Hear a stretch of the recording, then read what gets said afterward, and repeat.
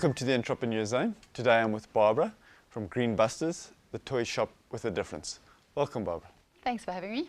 Tell us a little bit about your business. Greenbusters, the toy shop with a difference, is a small store, specialised, that tries to give a very good service and find the unique toys. And just have this homely feeling of you walk into a store and somebody knows what to recommend to you and give advice.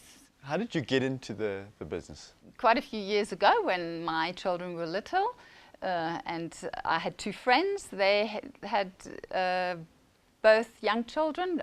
We all came from Germany and discovered that the toys that were available then here in South Africa were not really what we were looking for. We were used to wooden toys, good quality toys, and we thought there must be a market to open a store, and that's what we did. And you've grown since then? It took some time. Eventually I bought out my two partners, and 2008 I opened the second store, and then the third one in 2012.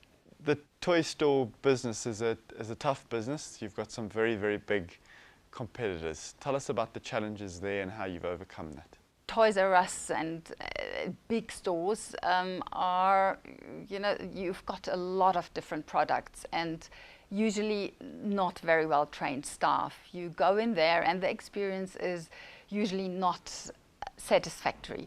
That's what we hear from our customers.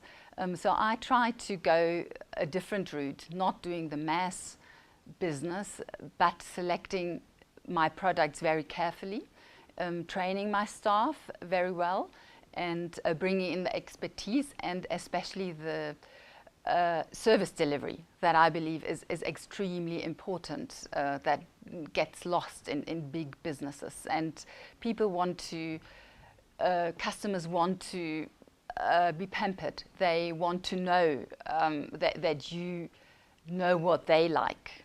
Stocking your store requires that you have a kind of sense of what children are going to be looking for and what will sell well. How do you go about ensuring that you have the right product mix? I mean, I've got 15 years experience, so over the years I've learned a lot. In general, I believe I've got quite a good eye for products, what could sell, what is necessary, what helps children to develop. Very important that you have the educational side in your mind as well. And just to get the right mix from the beautiful, expensive toy to the affordable but still good and solid toy, so that you can that you have a variety of items for each customer, for each pocket. Over the last 15 years there's been a lot of change. The internet has become a big part of people's lives and of children's lives. How have you seen that affect the toy store? I believe that it's a great invention that children now at a young age are able to search the internet, to have access to so many different sources in such a short period of time. But I see it as a danger as well, because the children just lose the ability to be children and to play and to exercise their muscles, to feel the products, to get ready to write and read. If you ask a child what have you done this afternoon when you came back from school, so it's often I played on the iPad, I watched TV, did my homework, and then I went to bed. And I believe you have to, as a young child, you have to be a child, and that's the only time you can really be like that. You need to exercise your muscles. You need to ride on a scooter, and not a motorized one. You need to have a plain single scooter. You need to do a puzzle. You need to play with your siblings in an interactive game. You need your parents to to be part of the group as well, to have your dolls that you love and your monster books that scare you. So very important that you feel and experience the real world, not only the internet. It must be rewarding for you when you see children with a toy that's been selected that they really get enjoyment out of.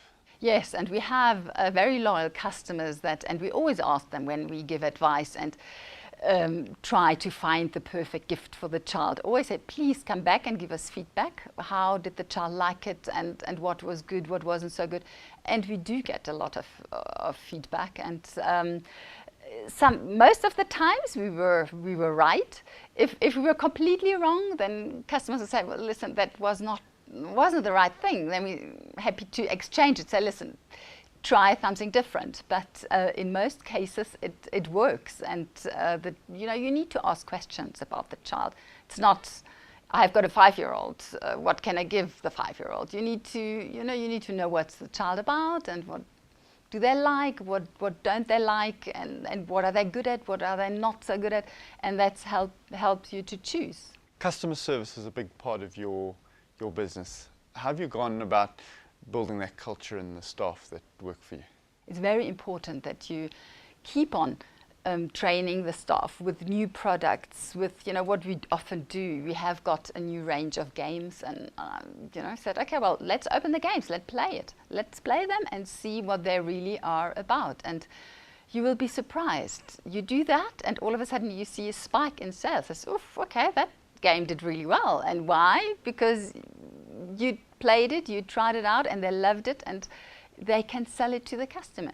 If you go back to when you started, how did you market the business? How did you get your word out there? And then now, how do you go about marketing yourselves? Well, then it was really word of mouth. It was the neighborhood. Greenside is that's where the first store started, has got a very nice and tight neighborhood. So we had loyal customers, and these customers talk to friends, and the friends talk to other friends. So in the beginning, we had people coming as far as Pretoria to shop in our store, because they knew we had the German games and the wooden toys. But over the years, it's great for one little store, but still you need to get the word out. So I have to say it took me quite some time, and it took me a lot of encouraging from my staff, actually, to start putting up my website. I knew there are so many things to do, so you do it one by one. But once it started, I think it's really brought a lot of customers that we wouldn't have had without a website. We're on Facebook, and it's challenging for me, but interesting. It opens up new ways of dealing with people. Barbara, one of the difficulties for your business must be when you get inventory and then it doesn't move as quickly as you had needed to move. How do you deal with that? Well, I discovered that expanding and having now 3 stores makes it much easier. So the one item that doesn't move in the one store, I'll move across to the other store, and often it works. Different positioning, different customer needs, and it sells. So there is always the option of moving products forwards and backwards. One of the balances that you must have to make in customer service is that you're dealing with both children and their parents. Who's the customer? How do you work that out? In the end, it's the child. That we have lots of children that throw a tantrum, and you won't believe how many parents give in and carry out the big castle that was wanted. But of course, often we find that the parents, if they want to make a serious purchase, they come on their own. They know if they have their children, this is going to be trouble. So we need to be prepared for both. We need to attract the children, and that's what I always say to my staff. We are a toy store, and our customers are children. Part of what you do is go and look for the right inventory, and that takes you international travel and finding the right toys. Is there much of a market of South African built and designed toys? Well, unfortunately, there is very little on the market what one can get, what has a certain quality. I'm very strict with safety measures, and especially for young children, I believe you can't take a risk, and certain safety measures need to be in place. And unfortunately, here in South Africa, it's just not done. You can sell whatever you want. Nobody asks you about it, if the paint is lead-free or not, if the small parts come off or not. This is it's a fact. So I'm very conscious there, and I insist on having written confirmation that it doesn't harm the child. And well, then there are a few products that are great, that you know, I sell to a lot of visitors that come because they want something South African. And they don't want it to be imported from somewhere. They want it to be made here. So I'm always on the lookout, and I'm very excited if I do find a supplier that can deliver that. But the first priority is the quality needs to be right. Competition in your industry comes from all directions, from big retailers, but also from the online space. Do you see this as an opportunity or a threat to your business? Well, I believe it's both. On the one hand, there is so much out there. You have to deal with people that put online, I don't know, a catalogue of I don't know how many toys. But again, how do you know that these toys are safe? How do you know that they work for a 1-year-old or a 2-year-old? So you're a bit left alone as a customer if you browse the internet. You need, and that's what I'm specializing in at the moment, you need the advice, you need the expertise of somebody who has tested the product, and you get the service off. You know, if you wrap the present nicely, and you have the talk to the customer. So this is definitely, you know, where I see my strength. On the other hand, I see that life goes on, and we're all so busy. So it's very convenient if somebody would deliver the product that you want to your house. So I'm seriously thinking of going online, but I want it to be thought through properly. So I'm working on it. 15 years, 3 stores. What's next for you? Well, I think I need to expand, have more stores, although this is a danger as well. I like to be hands-on, and I need to oversee that things going the right way. So the more stores, the less time in each store. But it brings the volume, and that makes it exciting. You just get to do different things. You get to a different level.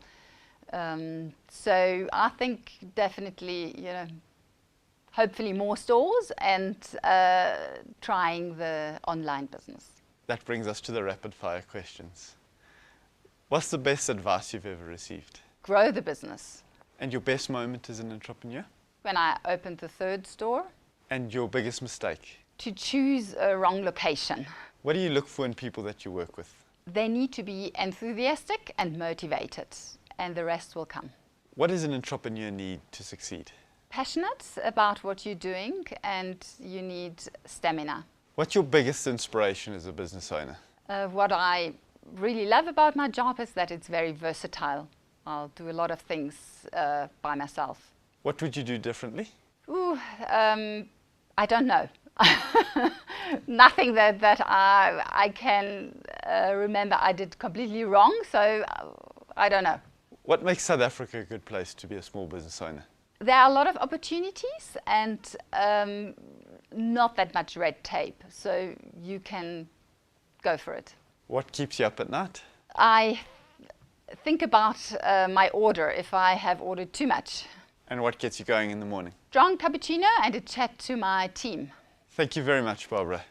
Thanks. And thank you. We look forward to the coming weeks. We will bring you further South African entrepreneurs. I'm Paul Hobden. Thank you and goodbye.